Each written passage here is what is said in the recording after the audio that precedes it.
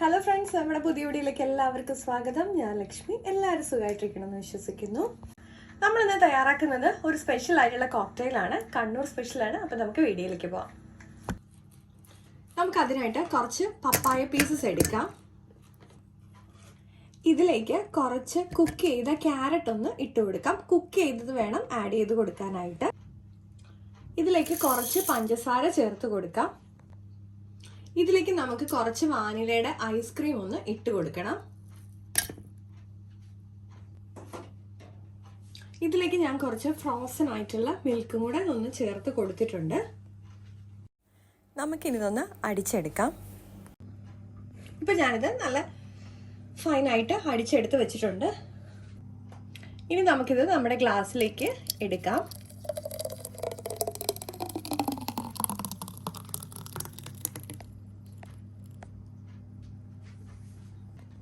ഇനി നമുക്കിതിലേക്ക് കുറച്ച്, ഇതിൻ്റെ സ്പെഷ്യലാണിത്, നമുക്ക് ആൽമണ്ട്സ് ഒന്ന് ചേർത്ത് കൊടുക്കാം. അല്ലെങ്കിൽ നമ്മുടെ കാഷ്യൂ ആണെങ്കിലും മതി. കുറച്ച് റൈസിൻസും കൂടെ ആഡ് ചെയ്ത് കൊടുക്കാം. പിന്നെ നമുക്കിതിലേക്ക് ചേർക്കേണ്ടതാണ് നമ്മുടെ സ്പെഷ്യൽ കോൺഫ്ലേക്സ്.